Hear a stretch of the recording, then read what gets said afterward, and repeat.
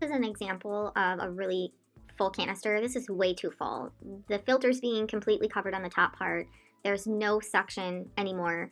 And you'll notice that the vacuum starts running with a more high-pitched noise while you're using it. That is an indicator that the canister is too full.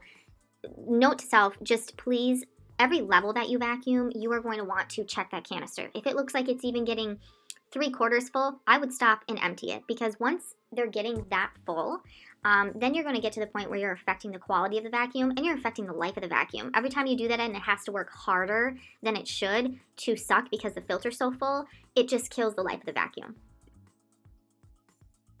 Which brings me to demonstrating how you empty the canister. So again, you're going to want to do this numerous times a day.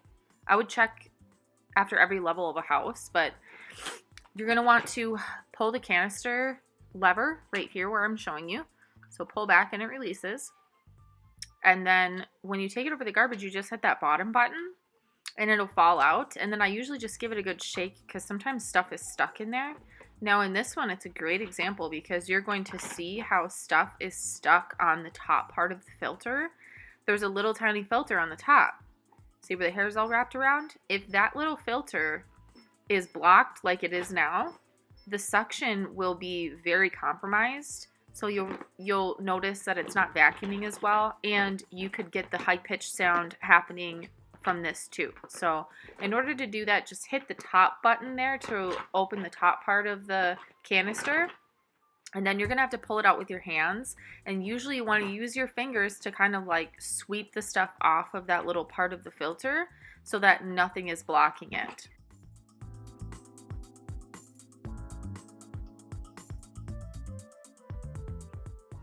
So along with emptying the canister, this is something that you should be doing all the time too. I posted on there like every other day you should be doing this with the filters, cleaning them. So there's how to pull them out. And then once you pull them out, please make sure you leave that canister off the vacuum. Do not put it back on, because otherwise somebody will think there's a filter in there. And when you use a vacuum while there's not a filter in there, you can guess that it would probably compromise the life of the vacuum as well as the quality of vacuuming. You're probably not going to be getting very good suction out of it, but it will kill the vacuum, and it happens a lot. So please just double check that you have the canister left off of the vacuum when you're taking out the filters to wash. Okay, so now to wash, I'm going to start with the little plastic part. Okay, and I don't use any soap on this, I just use my hands, but you'll see how I'm going right around this rubber seal part right here. I'm really targeting that because it gets some buildup in there, and that can really actually affect the suction of the vacuum too.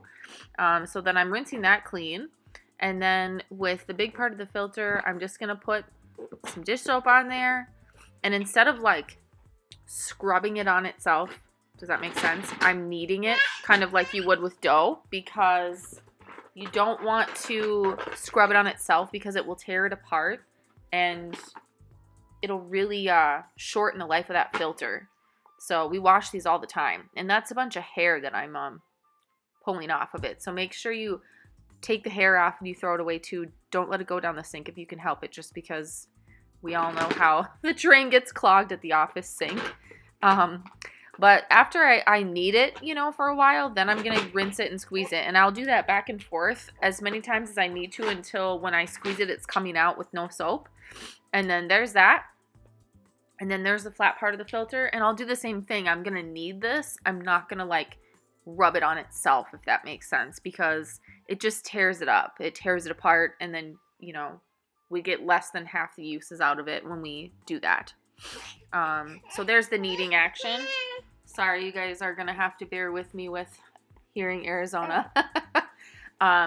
Anyways, I'll rinse that out. And then once I have them all rinsed out, I put them in the dish rack to dry. And I'll show you that here too. So you just want to air dry them overnight and then pop it back in the morning. And now it's onto the canister. So I usually do this once a week when I'm out in the field all the time, or if I would be, I'm not anymore, but this is how I would maintain the canister. And you really don't need any soap for this either. It's really just washing it out with water. So here I'm showing you all the parts to wash. Make sure you really scrub that inside filter with your hands to remove any buildup on that. And then a little trick is to put a water in there and then shake it up.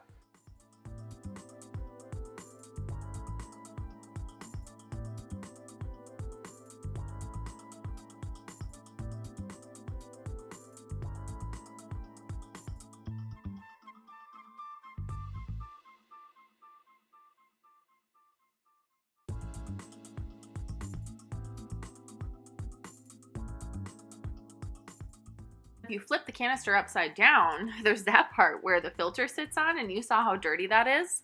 I think a lot of people oftentimes miss this part of the canister because it's easy to miss because it's on the bottom. So flip it upside down, take a look, and then again, there's a little rubber seal, and you really want to get all the buildup off of there with your finger because that will also affect the amount of suction that you're getting from the vacuum.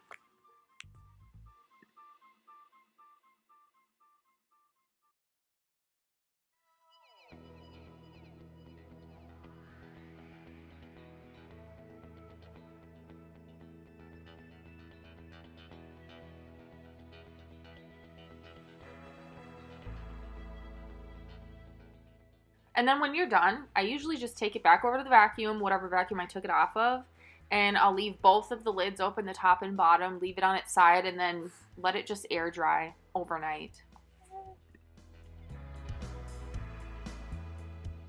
Okay, first of all, I'm going to apologize to you guys for the quality and the shakiness of this video. I had Sullivan hold this, and this was made so long ago, and I think that was Ben. Or maybe not. Maybe that was Jimmy. I'm not sure, but you see the point here. So anyways, you're going to want to use a blade, and you're going to want to slice down so you can see like the thick slice of hair. And mind you, like, I think this should be done probably at least twice a week. This one probably hadn't been done all week. They get this full this fast just because of how many houses we're in. So you're going to want to make a slice down. And you can do it next to the brush line, or you can do it really on any part of the roller, and then just keep pulling until it's completely clean. So see this little tiny part? It's like an extra mini tiny roller. How many of you are getting that cleaned? Because that also can affect the quality of vacuuming that you get from each machine. So you want to make sure that this is also cleaned as well.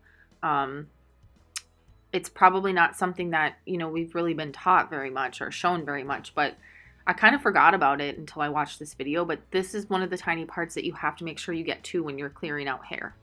Continue all the way down until the entire roller is clean. You'll want to spin it around like that and just pull anything else out that you're finding. And then also there's another tiny mini roller on this bottom end too that you're going to see me also make sure that the hair gets cut and that gets cleaned.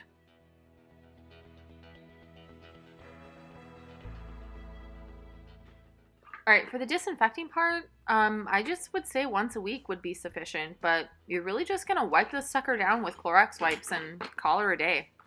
You know, I don't think we think about how many times we grab the vacuum when we're cleaning a house, and if we've just cleaned something nasty and not washed our hands, there's probably tons of germs on these, plus they get really dusty too. I think that it's good for us to keep these clean even on the outside, just because when we bring them into clients' houses, I do feel like sometimes clients like look at our products and stuff when we arrive. You guys ever feel like that? Like they're watching you? Hi, baby. What are you doing? You're such a cute little girl. You're such a cute little baby. Okay, so if you're troubleshooting where a clog is coming from, start from the top and work your way down to the bottom. So first you're going to start in the handle, and here is how you detach the handle completely. So what I usually do is just look in there first off, and then I'll start pulling the cord like that to kind of see if I can feel anything that's like wedged in there, and sometimes you can hear it.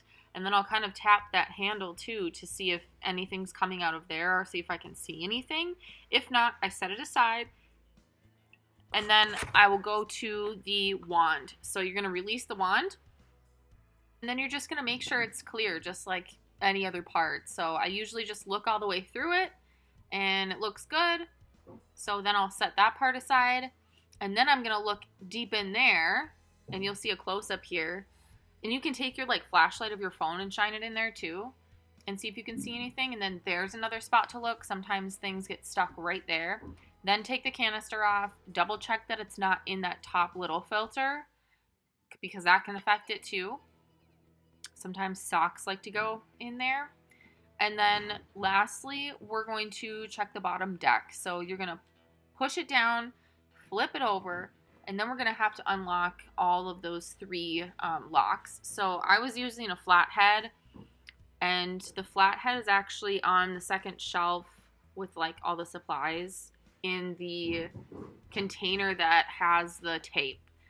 So you're going to unlock those, and then you're going to pull off that bottom piece, and then you'll look straight in there. And when you have it turned like that, you can see straight through and out the other side of the vacuum. So you'll be able to see for sure if there's anything in there. If there's not, then you're going to go ahead and start reassembling the vacuum.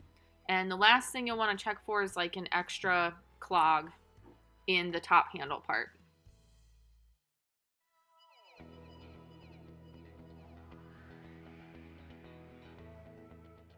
So the final check is you're going to take that handle piece, the top handle piece, and you're going to attach it. And you've already done that loosening part, right? Where you're kind of loosening and feeling. The only place it really could be stuck is in that like maroon handle part by this point. And we have had that happen a couple of times where stuff's stuck in there. But if you're tapping it and you're trying to pull that cord to loosen it up, after you do that, connect the vacuum.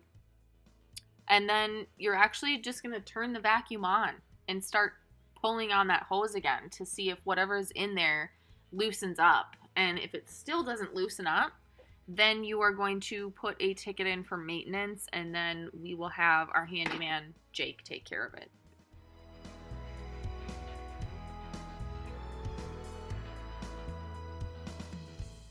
So if I see a break in the cord, just put some tape on it. We have tape up on the second shelf with the flatheads. It's like in a blue bin. So there's tape there. I would say use the Gorilla Black tape. It's the best. And then you're just going to start rolling it and just roll super tight over whatever break that you're seeing in the cord and call it a day.